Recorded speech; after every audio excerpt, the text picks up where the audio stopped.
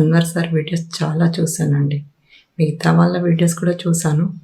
But sir videos చాలా special. Sir వీడియోస్లలో చెప్తుంటే మాటలు మీకెందుకు నేనున్నాను కదా అన్న ధైర్యాన్ని ఇచ్చే విధంగా ఉంటాయి. సార్ వీడియోలో చెప్తుంటారు కదా, సుడిగుండంలో ఉన్న సునామీలాగా బయటకు రావచ్చు అని. ఇప్పటిదాకా ఒక లెక్క, ఇక మీదట ఇంకో లెక్క అంటారు కదా సార్. అవునారా సార్? అంటారు కదా. చాలా బాగా అనిపిస్తాయి సార్ మాటలు. ఎంత ధైర్యాన్ని ఇస్తాయంటే చాలా ధైర్యాన్ని ఇస్తాయి సార్ మీ మాటలు. అసలు క్లాసెస్తో పాటు తన ఎనర్జీని కూడా మనకు పంచారు. ఇప్పుడైతే నాకు అసలు వేరే ఆలోచన ఏదీ లేదు. ఎలాగైనా నా గోల్స్ రీచ్ అవ్వాలి, అంతే. నా గోల్స్ తప్పకుండా రీచ్ అవుతాను నేను. ఇంత మంచి క్లాసెస్ మాకు చెప్పినందుకు. మనకు డౌట్స్ ఎందుకు దండగా, అన్వర్ సార్ అండ మనకు ఉండగా. Thank you sir. Hello Anwar గారు. Hi sir. So law of అట్రాక్షన్కి సంబంధించింది చాలా మందికి ఒక పాజిటివ్ మైండ్ సెట్ బిల్డ్ చేసుకోవడానికి వచ్చినటువంటి అవకాశం. That is answer, no doubt. నేను ఇలా చెప్తున్నాను కాదన్న, తెలుగు రాష్ట్రాల్లో షేక్ అన్వర్ అనేటువంటి పేరు షేక్ అవుతుంది బాగా. అంటే ఒక పాజిటివ్ మైండ్ సెట్ని డెవలప్ చేసుకుంటే ఇప్పుడున్న సమాజానికైతే స్పిరిచువల్ బలం చాలా అవసరం. అవును, అది మన వీడియోస్ త్రూ వెళ్తుంది చూసారా. బాగా. అది కూడా మనిషికి కావాల్సింది ఏంటిది? డబ్బు సంపాదనకు సంబంధించినటువంటి సబ్జెక్ట్, అంతకంటే పెద్ద సబ్జెక్ట్ ఏది లేదు. అబ్సల్యూట్లీ. జానడ పొట్ట కోసం ఎన్ని తిప్పులను పడతారు, కోటి విద్యలు. ఆ ప్రాసెస్లోనే లా ఆఫ్ అట్రాక్షన్ అనేది వేరే నెగిటివ్ థాట్ ఏది లేకుండా మన గోల్ ఏదైతే ఉందో దానివైపు ప్రయాణించేలా చేయడానికి అసలు అద్భుతంగా పనిచేస్తుంది. అవును సార్. ఎనర్జీ మామూలుగా అసలు. నిన్న కామెంట్ బాక్స్లో ఒకరు కామెంట్ పెట్టారా, మీ కాంబో అదూర్స్ అని పెట్టేసి. థ్యాంక్ యూ అండి. Thank you. లేదు, నిజంగా నాకు కూడా ఎలా ఉంటుందని అంటే ఒక మ్యాజిక్ లాగా ఉంటుంది. మీరు నేను ఇది చేసుకుని ఉంటాం. అవును. నా కెరీర్ స్టార్టింగ్ నుంచి కనుక చూసుకుంటే డివోషనల్ చేశాను, మోటివేషన్ చేశాను, దాంతోపాటు పొలిటికల్ చేశాను, ఎంటర్టైన్మెంట్ ఇంటర్వ్యూస్ చేశాను. ఎస్పెషల్లీ నాకు బాగా ఇష్టమైన సబ్జెక్ట్ ఏదైనా ఉంటుంటే పాలిటిక్స్, అది కూడా చేశాను. కానీ బట్ ఇందులో ఎంజాయ్ చేసినంత బాగా, ఇందులో తీసుకున్నంత ఎనర్జీ ఎక్కడా తీసుకోలేదు. థ్యాంక్ యూ సార్, నిజంగానే థ్యాంక్ యూ. అవును, ఎందుకంటే కింద ఆడియన్సే చెప్పేస్తున్నారు సార్ మీ ఇద్దరు ఎనర్జీస్, స్మైలింగ్ అంటే మొన్న ఒక వీడియో ఫీడ్బ్యాక్లు చెప్పారండి. ఆ వీడియో వింటుంటే మా బాధలు, అప్పులు అన్నీ మర్చిపోతున్నాం సార్. కొంతమంది తెల్లవారు లేవగానే సుప్రభాతం తర్వాత మీ వీడియోసే వింటున్నాం. బా ఇది ఇది ఇది చెప్తున్నప్పుడు ఉంటుందండి, ఆ కిక్కే వేరప్ప అన్నట్టు ఉంటుంది అనమాట. ఇక మీదట ఎర్లీ మార్నింగ్ కూడా మన వీడియోస్ నేను టీమ్కి చెప్తాను, మార్నింగ్ అవర్లో ఎవ్రీ మార్నింగ్ మన వీడియో వేయమని చెప్పి. సూపర్ సార్, నాకు ఇప్పుడే ఐడియా వచ్చింది. అవును, 6 గంటలకు 7 గంటలుగా. Thank you sir. Great idea. మీరు అందించినటువంటి success. Thank you so much once again to all the audience. Coming to subject, ఈ వీడియోలో ఏం చెప్తున్నారు? ఈ వీడియోలో చెప్పబోయేది ఏంటంటే, చాలా మంది అంటారు ఏంటి అన్వర్ ప్రతి వీడియో లా ఆఫ్ అట్రాక్షన్ అంటారు. నేను మళ్ళీ చెప్తున్నానండి, లైఫ్లో జరిగే inch by inch law of attraction. ఇది తెలియకపోతే జరిగేది పంచ్. ఆ పంచ్ని మనం అంటే లైఫ్లో కొన్ని దెబ్బలు తగులుతుంటుంటాయి, దెబ్బ మీద దెబ్బ తగులుతుంటే దాన్నే పంచ్ అంటాం.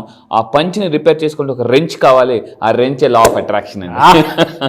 సో మళ్ళీ చెప్తాను, మీరు నా క్లాసెస్కి రండి, ఆన్లైన్లో జరిగే క్లాసెస్కి. ఈసారి 12th బ్యాచ్లో జీవితంలో జరిగే ప్రతి ఇన్సిడెంట్, పుట్టినప్పటి నుంచి చనిపోయే వరకు జీవితం ప్రతిదండి అన్ని లా ఆఫ్ అట్రాక్షన్ నేను సైంటిఫిక్గా ప్రూవ్ చేస్తాను అనమాట.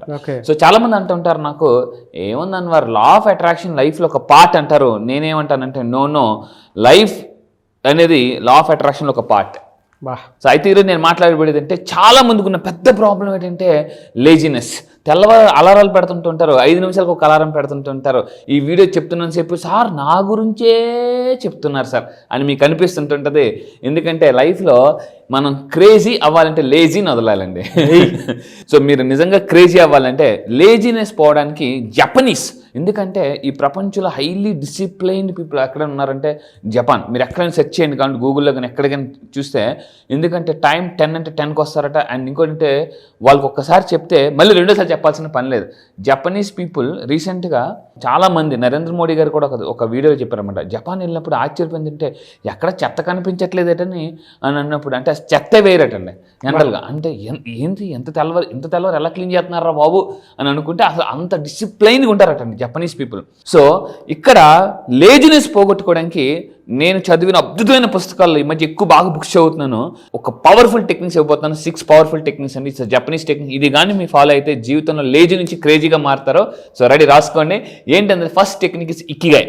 ఇకిగాయ్ అనేది ఈరోజు వరల్డ్లో వెరీ ఫేమస్ దూసుకెళ్ళిపోతున్న కాన్సెప్ట్. ఇకిగాయ్ అంటే ఏంటంటే, ఈ ఇకిగాయ్ అనేది జపనీస్ కాన్సెప్ట్ అండి. బద్ధకాన్ని బద్దలు కొట్టాలంటే ఈ ఇకిగాయ్ అనే కాన్సెప్ట్ ఏం చేయాలంటే, మన లైఫ్లో మన పర్పస్ ఏంటో తెలుసుకోవాలండి.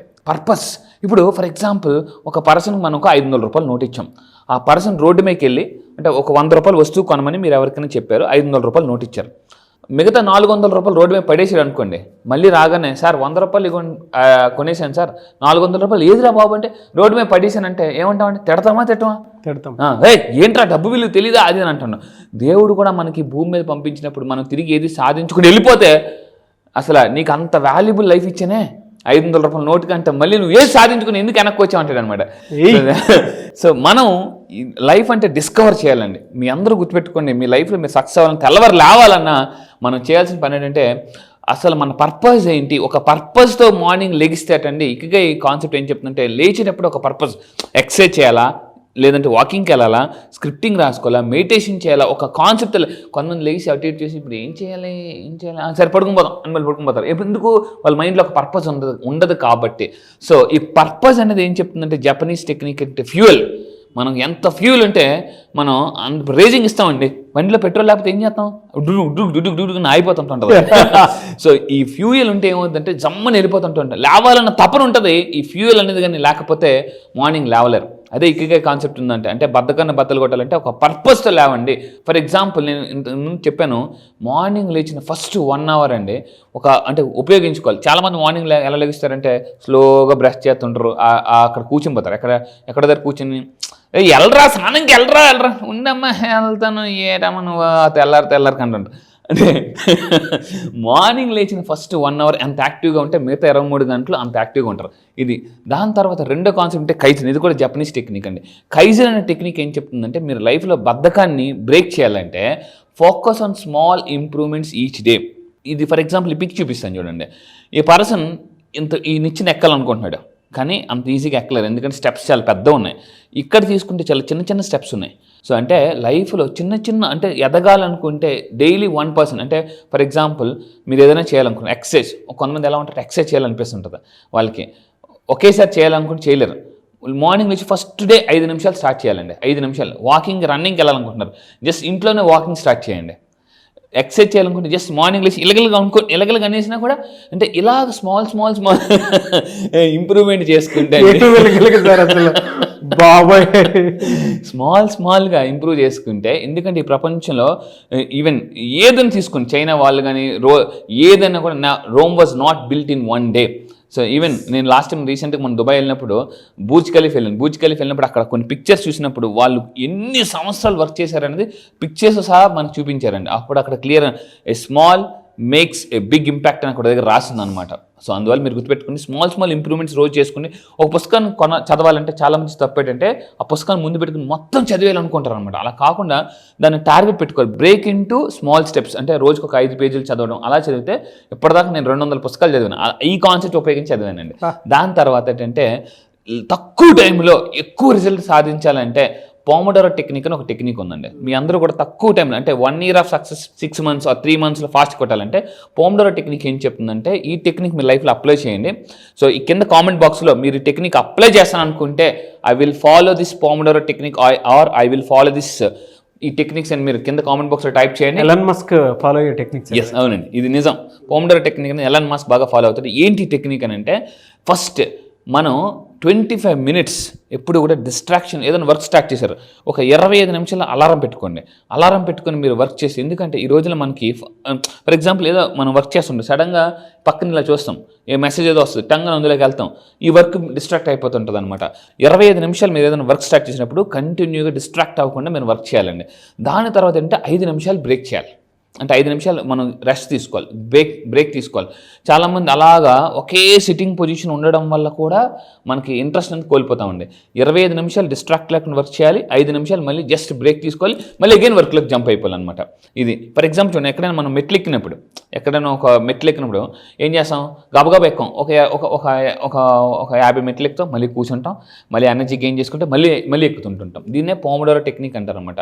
బిలియనర్స్ అందరూ ఫాలో అయ్యే టెక్నిక్. ఈ విధంగా కూడా మనం బద్ధకాన్ని బ్రేక్ చేయొచ్చు. అండ్ 4th పాయింట్ ఏంటంటే, ఇక్కడంటే హర హచిబు అనే టెక్నిక్ అండి. హర హచిబు ఏంటి టెక్నిక్ అని అంటే ఈవెన్ బ్రెయిన్ ట్రేస్ అతను కూడా చెప్తున్నాడు అనమాట. ఫస్ట్ మీరు ఏదైనా చేయాలనుకుంటే పెద్దదాన్ని తినండి అని చెప్పేసి. అంటే మనం ఫర్ ఎగ్జాంపుల్ మీరు తినేటప్పుడు కూడా ఫుల్గా తినకూడదు. లాస్ట్ టైం కూడా చెప్పాను, తినేటప్పుడు అనేలాగా తినకూడదు. సో ఎప్పుడైనా మీ అందరూ గుర్తుపెట్టుకుని తినేటప్పుడు నేను మళ్ళీ చెప్తున్నానండి, 80% ఫుల్ అవ్వాలి, 20% వదిలేయాలన్నమాట. 20%. కొంతమంది ఎలా ఉంటారంటే ఇంటి దగ్గర ఫర్ ఎగ్జాంపుల్ భోజనం చేస్తారు, ఎక్కడైనా ఎవరైనా ఫర్ ఎగ్జాంపుల్ బిర్యానీ ఫుడ్ వెళ్దామనంటే తినేస్తారు. లాంగ్ కడుపు చెప్తుంది, ఇప్పుడే తిన్నా పర్లే ఆఫర్ వస్తుంది కదా, ఫ్రీగా వస్తుంది కదా అని చెప్పేసి వెళ్ళి తినేస్తుంటుంటారు అనమాట. సో మీ అందరూ గుర్తుపెట్టుకోండి, ఎందుకనంటే మన తిండి మీద మన జీవితం ఆధారపడి ఉంటుంది, ఐడియాస్ కూడా ఆధారపడి ఉంటాయి. 80% తినాలి, 20% వదిలేయాలండి. ఎందుకంటే టూ మచ్గా తినడం వల్ల కూడా బద్ధకం అనేది వస్తుంది అనమాట. ఎందుకంటే మధ్యప్రదేశ్ నిండిపోతే ఉత్తరప్రదేశ్ పనిచేయదు. సో మీ అందరూ బాగా తినేసి ఏమవుతుందండి, మధ్యాహ్నం పడి నిద్ర చేస్తూ ఉంటుందండి. సో మధ్యప్రదేశ్ని ఎంత బాగా ఉంచుకుంటే ఉత్తరప్రదేశ్ అంత బాగా పనిచేస్తుందండి.